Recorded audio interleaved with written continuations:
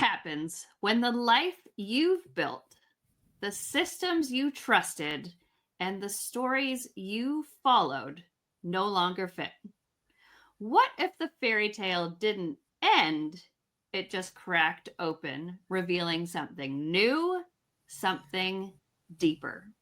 Today on Happily Ever After, What Now? We're talking with Denise Graham, an in-bodied horsewoman, movement medicine artist, and embodiment coach who has spent the last 25 years learning directly from the wisdom of horses and the language of the body.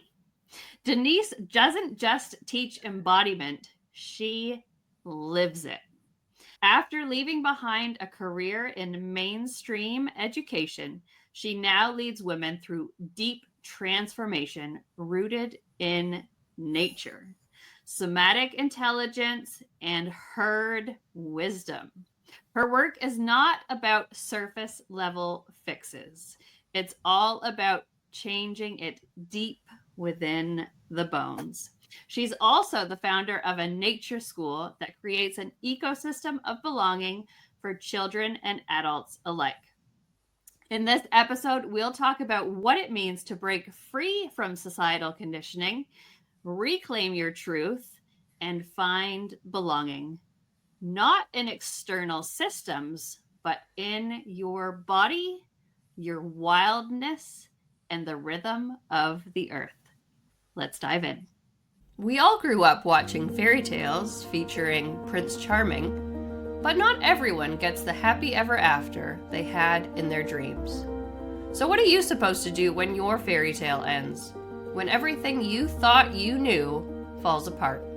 Welcome to Happily Ever After, What Now? I'm Kiri, honey, a confident communication coach for women, sharing my own experience after infidelity to help women learn to forgive and find their way forward to a life and relationship they love. All right, welcome, Denise. It's so great to have you here.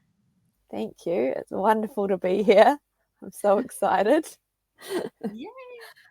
So, as a starting point for our conversation, I'd just love to know, what was your personal what now moment? The experience or the realization that pulled you out of the life that you had, the world that you thought you knew, and into where you are now and the work that you now do in the world.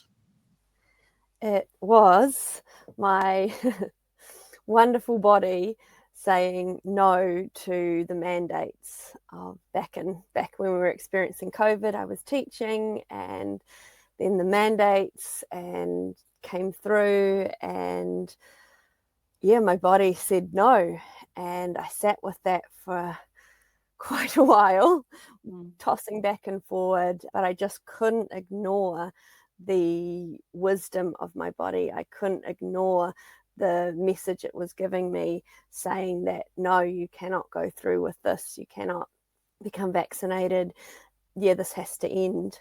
And it was at that point where I was like, whoa, my whole career that I had planned out, everything sort of came to the surface, and I was realizing that, within that no, it was like, am I going to sacrifice what I believe is my health and body sovereignty for a system that I don't actually, when I tune into my heart, don't believe in, that doesn't serve the children, that doesn't serve the teachers, doesn't serve anybody within it. So that was my big what now? What do I do?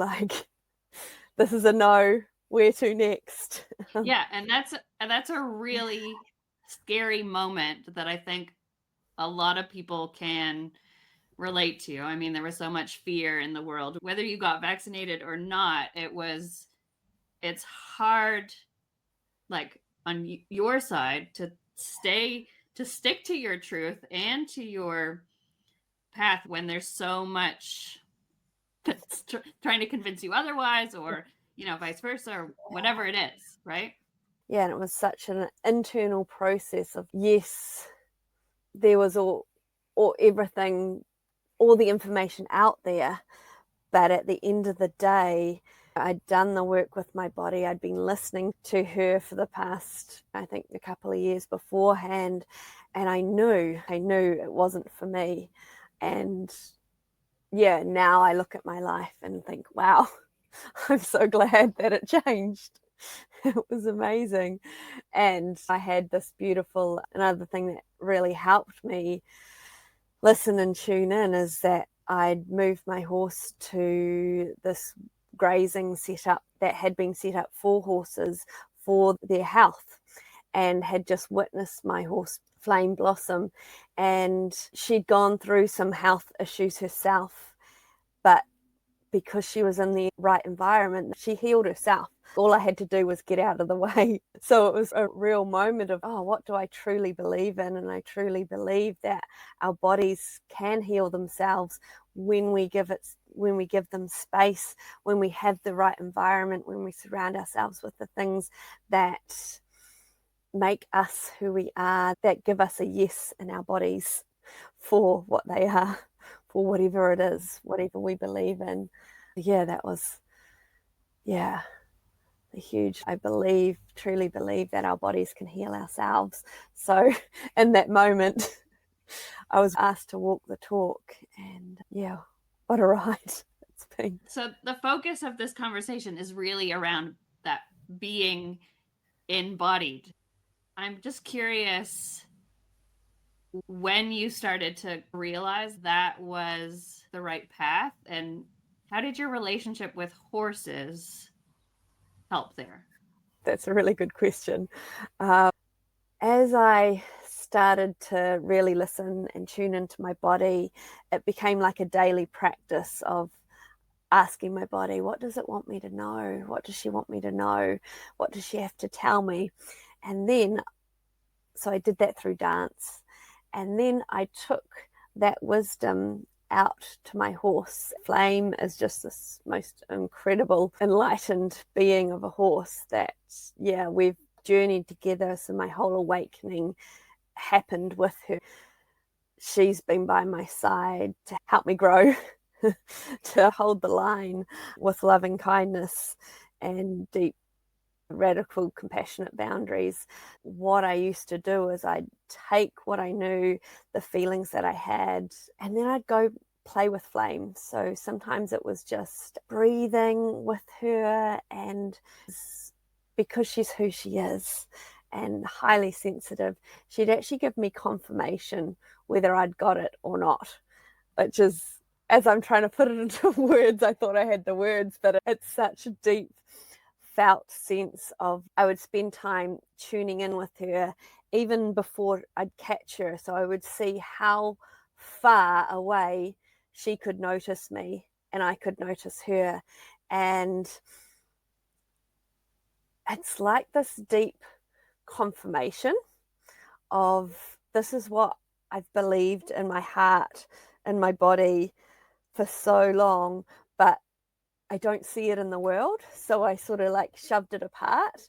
And then when I started becoming more in touch with my body, listening to my body every day, moving my body in a way that felt good, it opened me up more. And to be able to play with Flame and have her confirm that, yep, I've got this right. She also confirmed when I didn't have it right. She's very direct and honest in that way. Can you clarify that for us? How did she affirm, or what did that feel like, or what did that look like? So some of the ways she did it was, she would actually take an out breath and a big breath, and she might lick and chew. If I was in the state of like deep meditative calmness, she'd actually put herself in that space as well. She'd quite often, she'd move closer. Yeah, and it feels like a big sigh in your body. And it felt like little things clicking into place for me anyway. And then if I got it wrong, I remember distinctly one day I was in a rush. There was no mindfulness happening, very direct line thinking. And I took that frustration and that direct line thinking into the paddock to catch her, and she was like, no way. And spotted me coming. Like even before I'd gotten in the gate, and she was already planning her moves. She was like, no, I'm not coming near you. And then I was like, oh, whoops, okay. Breathe out, check in. And then the affirmation came. It's like, then she basically changed her direction and came back to me and came and greeted me. So that instant direct world feedback of letting you know when you've got it or not. So she could really feel your like negative controlling kind of energy and didn't want a part of it. Yeah. And then I've got a young horse that I took on with a lot of fear aggression, and he used to really bite and kick and was quite dangerous at a time. And he really taught me emotional integrity of I could not respond physically to his reactions, his biting and swinging around to bite. I could stay cool and calm with that, but I noticed at a point my heart rate would rise when he would show me aggression. So it was like the minute I spotted that, it was like we were feeding off each other. So he would do his things, and even though I wasn't like responding physically, inside my body I was having a response, and he was picking up on that. So the minute I was able to really manage my heart rate and do my breathing and even take a step back in that moment, he stopped actually reacting. And I've never seen this ever happen before in my life, but there was one time where he swung around to bite me, and I just breathed out, dropped my heart rate lower, and he actually stopped in mid-swing and then did this big lick and chew and didn't actually carry on. And I've never actually seen a horse do that before, which is such a fascinating confirmation of like, yeah, you've got this. You got that right. Yep. Your body is giving me the signs that I'm okay and I don't need to do this anymore. Yeah. This is like a bit of a side note, but I just recently watched a show on Netflix about this woman named Ocean who swims with sharks. Yeah. And it just reminds me of a similar thing, because if you are calm and you feel safe, then energetically, like, you align. It's really fascinating, but I also know it's really hard for people who don't have that to understand. Like we've talked about, it's hard to put what we experience into like people terms or something that we can really understand.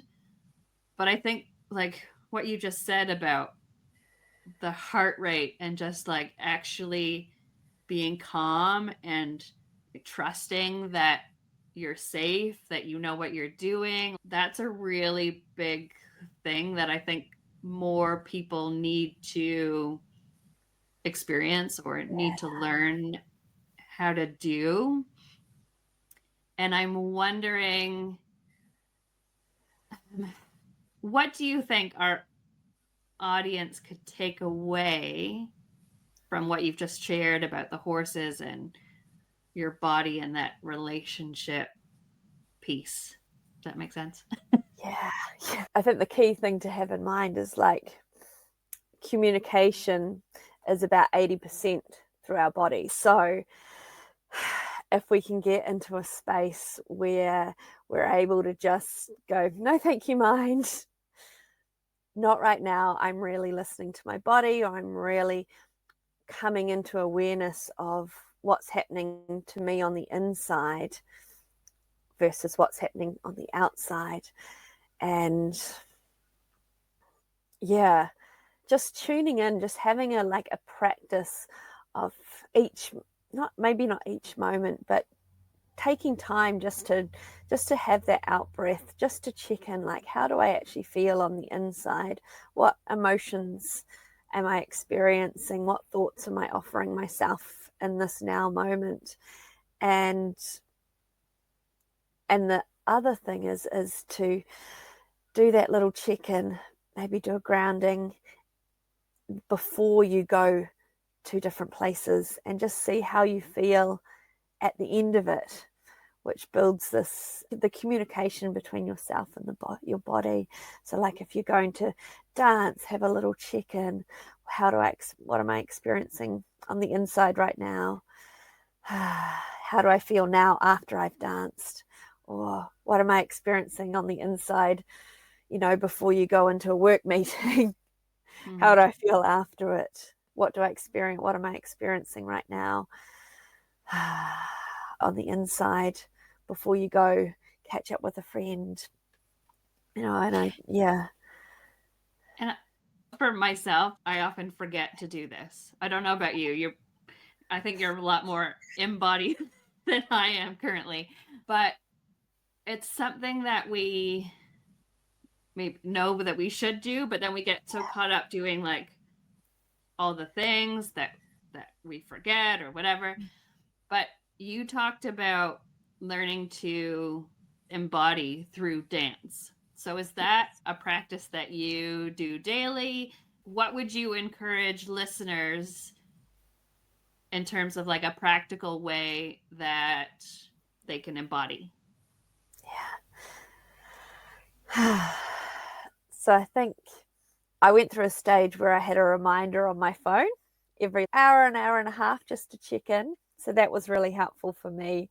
The other thing I did, especially when it was harder to move my body, especially after going through the mandates and everything, the trauma that I felt around that, I would just say, hey, I'm just going to do one song. So I would just move. It is dance, but it's movement.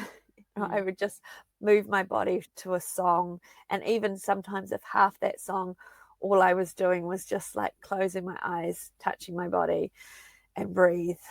You can always do one song. I always found like one song is doable. Like you can fit one song in there and it's not going to be big, but often one song will lead to another song. And it's also such a mood uplifter. Yeah. Right? Yeah. Like music is so powerful. Yeah. And I know I personally forget how much I love music. Yeah. Because I also like silence. So it's like, oh yeah, when I put music on, it's like, oh, it's like an instant shift, which is pretty incredible. So we talked about how it's really embodied and trusting inside. At the beginning, when I was introducing you, we talked about how it's bone deep, right? Not surface level shifts. So can you tell us a little bit about what that is? What does that look like? How do you do this work with your clients? Let me just order my thoughts. Love it. We're witnessing embodiment right here. So when we talk with our body, when we listen with our body, we're going deep. We're not allowing the mind to jump in and hijack what the truth is in our bodies. So how I work with it is, and the horses give us such beautiful feedback because they activate mirror neurons in our brain. So what we can do is when I work with clients, when they step into the space, it's a chance to really ground in, really start to become aware of what our body wants to share with us. And then when we look at the horses, or we go and interact with the horses, with the herd, how we do that and the stories that we tell ourselves gives us insight into what is actually going on for us.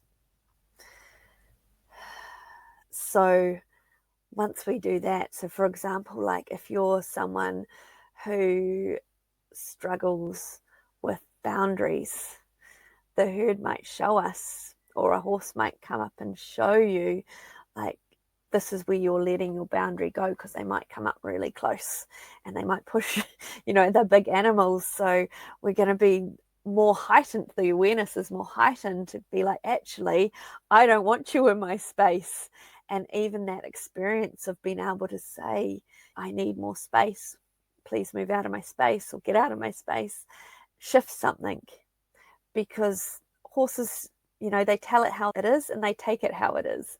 So they don't get offended if we need more space. They're like, sweet.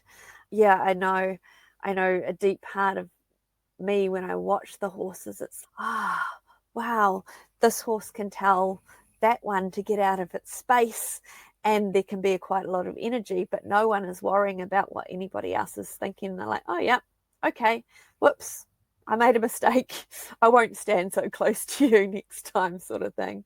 And it's the ability to have that interaction that is affirming and is so deeply connected to who we are.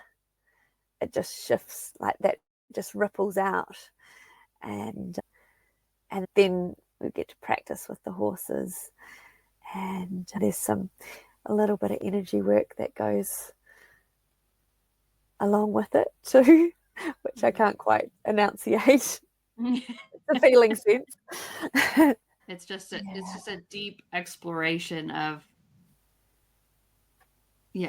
what's being held back, or because there's no filters, right? Like you're not trying to behave in a way that is going to be approved by someone. It's about getting rid of all of that, right? And horses are beautiful mirrors to show us where we're not doing that and where we are doing that, and even showing us some blind spots that we might have.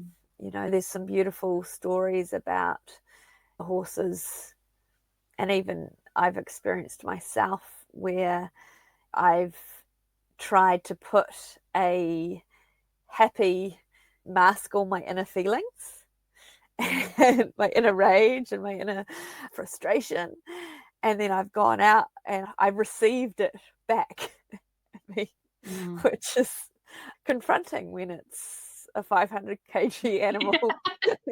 You're like, whoa, okay. Because horses are, ones that live in herds that get to express their own natural behaviors and get to do what wild horses do. They're non-confrontational. The herd is incredibly peaceful. So even just, even the magic that happens when you just step into a space with these beautiful 500 kg, totally in the heart coherent resonance, your body just relaxes.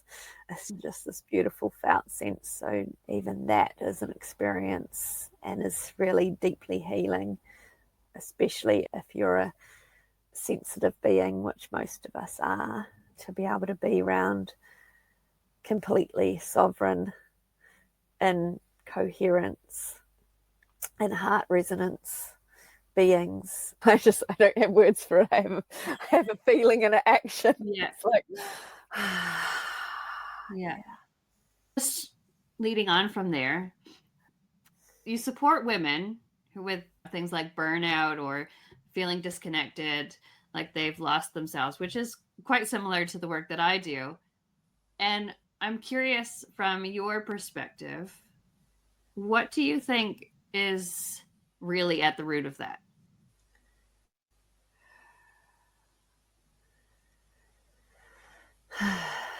It's, no one's taught us that our bodies are our home. So we're always taught that it's all the mind, the logical brain, upwards, And so we're always taught to not listen to our bodies. We're always taught to bridge this, to stretch the separation out. In society, we value busyness and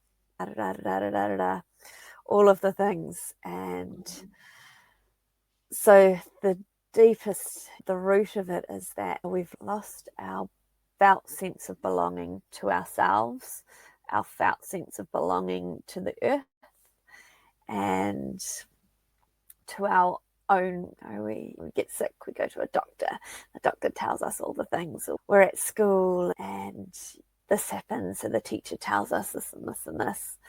Yeah, we have a question, so we just Google it. And the internet tells us, and different people tell us. Or we work for a company and the company tells us XYZ, and we turn on the TV and the TV tells us that. The root of the disconnect is that the human logical knowing brain has been valued versus the innate inner gnosis of the human animal body. Because if we were really wanting to stretch it out and go down a little rabbit hole, when we're in tune with who we are, with our body, with our innate knowing, we can't be suppressed. We don't say yes to being enslaved to a system that works us 9 to 5 and takes all our energy, and then the only thing we've got energy for is a glass of wine and binge watching TV at the end of the day. Yeah, we go along with what society has told us that we should be wanting and having, and all of the things. But when we innately know ourselves and our body wisdom, and we connect with the earth, we listen to her, she becomes part of our body, we're part of her body, we can have this information that is pure and unfiltered and filled with love, so much unconditional love. We become untouchable. We just become. So we both used to be educators in the traditional system, and I know myself have been on a journey of unlearning, specifically in an art area, and the value in the process more than the end result, right? So it's a similar theme of unlearning. And it's like trust, right? That's what's been unraveling for me lately. That's what you're talking about ultimately. Trusting ourselves, trusting our body, trusting that we actually know what we need beyond having to hear it from someone else. So my question is, what's the biggest thing that you think women or even children, because I also want to talk about your nature school, which might lead into this, but what do you think was the biggest things that we need to really unlearn in order to feel like we can trust ourselves? Because I think there's a lot of external ideas or influence that make it feel maybe unsafe to trust ourselves. Yeah. I think one of the things that really helped me was my thoughts are just thoughts that I'm offering myself. My thoughts aren't my reality. My thoughts can become my reality. Horses are very good at teaching us that.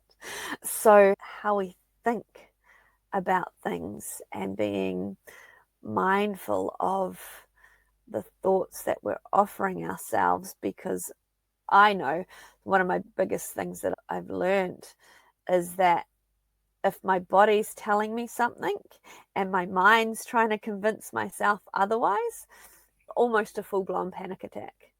The biggest thing to unlearn is that the mind sits on top of the body and is more important than our body, than what our body has to say. There's lots and lots of other things, but I feel that is the key to unlocking it is that our mind has been lorded over us as the master of everything, but actually it's our body that knows what's best for us. And I guess this is a big part of what I do in my nature school, is what I call it presumed competence. So we're going to assume that they're already competent in what they want to do. So even just that the education system is set up so that if you don't meet XYZ by this time, then there's something wrong with you. But actually, when we go back to the standards of, it's always backward change. So it's actually not aligned with the developmental stages of our growth. It's aligned so that by the end of your schooling, you can tick all the boxes to make university entrance. It doesn't matter what grade you get. That doesn't inform us of how intelligent you are and how creative you are. It's what's on the inside. It's how you express yourself. It's your inner knowing. It's your laugh. It's what you find yourself good at, you know. And sometimes you have to suck at something for a little bit until you get good at it. I think we all suck at things when we first try them. Yeah. Well, for the most part. Yeah. I love the concept of nature school. My daughter used to go to our local one, and it's just so many really great things. And just like being safe to explore and try things, and also that it's okay to fail and it's okay to get it wrong. And I love all that. Yeah. So to wrap up today's session, I'd love for you to share, if someone listening is in the middle of a what do I do now kind of crisis moment, they're feeling lost, disconnected, where would you recommend that they start?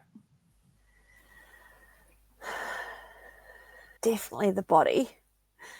Asking you, like, what do you really want to do? And for me, it's been a journey of trying things that I think I want to do, and just trying things out and seeing if they work or not, and seeing how I feel about them. So yeah, definitely, checking in, like taking that out breath, allowing yourself to be held by the earth, and really asking yourself, what lights me up? And if you don't have an answer for that, that's totally okay. What do you like? One of the things I would ask is, what do you like listening to? What do you like looking at online? You know, how can you build a little bit of movement into your day to create space to allow for those moments of inspiration to drop in, and just keep following the yeses. And I think that part of it is, it's okay to not know everything when you first start, and it's okay to change. I think I've had quite a few career changes over my life. Started again from the beginning, and they've each brought me things. It's never a waste. It's always taught me something. I've always learned something about it. Maybe even asking the question, what is this? What am I learning from this? What is this teaching me? Yeah, how do I feel about it? What's happening on the inside? Yeah. What's one thing that you wish more women knew about their bodies? Yeah. What's one thing you wish more women knew? It doesn't have to be about their bodies. I think I do want to speak about the body. I think it's this beautiful, I just want to say how amazing and absolutely incredible their bodies are, and how amazing they support you, even when it doesn't feel like it. It has so much joy Our bodies can bring us so much joy when we listen to them, when we give them space to tell us things. Yeah. When we nourish them, when we care for them. Yeah. Yeah. I'm still learning this with my body, but being able to come into tune with my womb wisdom, with how my cycle goes, and not getting caught up on how it should be in the phases, I think, is a really opportunity to tune in to, like, what is my body actually saying to me in this phase of my cycle? How does that fit for me? What do I want to do? Yeah.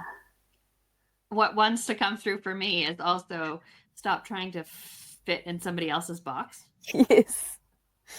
Yeah. Because whoever created these boxes for us, it's like, okay, but why should I fit in that box? Why should I feel badly about how does that help me? How does that serve me? Yeah. Never be afraid to break the chains, open the gate. Okay. And the last thing I want to ask, because I just like asking people this question, what is the best and worst advice you have ever received?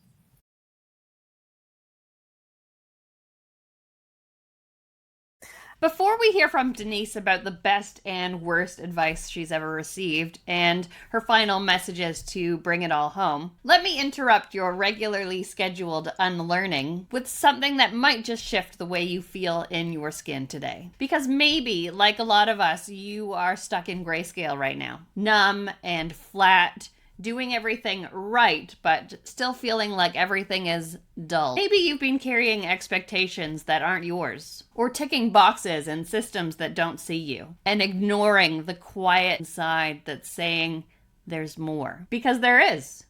You're not broke, you're just disconnected from the color. The Recreate Ritual is your invitation back into the full spectrum. It's a free feel-good PDF to help you return to the version of you that feels, the one with wild yeses, deep belly knowing, and the courage to follow what lights you up. It's 10 minutes, it's zero overwhelm, a soft reconnection with the woman hiding underneath the coping and the compliance. Because you don't need another system to fix. You need a moment of truth, a little movement, and permission to belong to yourself again. Download the Recreate Ritual at recreateritual.com.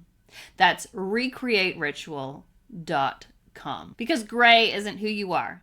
You were meant for full color. I think the worst advice I've ever received is leaving my personal life, leaving the baggage at the door before you step into the classroom, because it's created a whole bunch of teachers that are just walking around with their triggers wide open. The best advice that I've been racking ever since you said that this was the question you were going to ask me. I was like, I've been racking, what is my best advice I've ever gotten? And it's to do with horse training, but it works across all the boards. It's follow the feel. So it's been able to, like, how I often feel this with horses. It's like when they're going faster or when they're wanting to move forward, can you go with them without holding back? And can you move? Can you take those breaths and just trust that everything's going to work out? Being able to follow the feel. So those little sparks of inspiration. The yes, quite often what we talk about in nature school is like a yes in your body feels good. It feels like you want to lean in, you want to lean closer. And I know in your body can feel like a bit weird sometimes, or it can make you want to lean back. And you don't understand. No, you don't understand. Yeah. So follow the feel. Like, but you don't have to understand. Yeah, you don't have to have the answer. Yeah. You just gotta go. Yeah, I love that. That's great. All right. Thank you so much, Denise. Are there any last words of wisdom or something that you'd like to share? Or maybe how we can get in touch with you? Yeah, that's good. So you can reach me on at Embody the Herd across Instagram and Facebook. I have a website that has been upgrading, but yeah, Facebook is the best way to reach me. I've got lots of beautiful offerings coming through. Yeah, follow me, Embody the Herd. Beautiful. I will put the links below where you're watching or listening to this episode so you can get in touch with Denise to follow what she's up to. Thanks again for joining me today, Denise. It was really great having this conversation with you.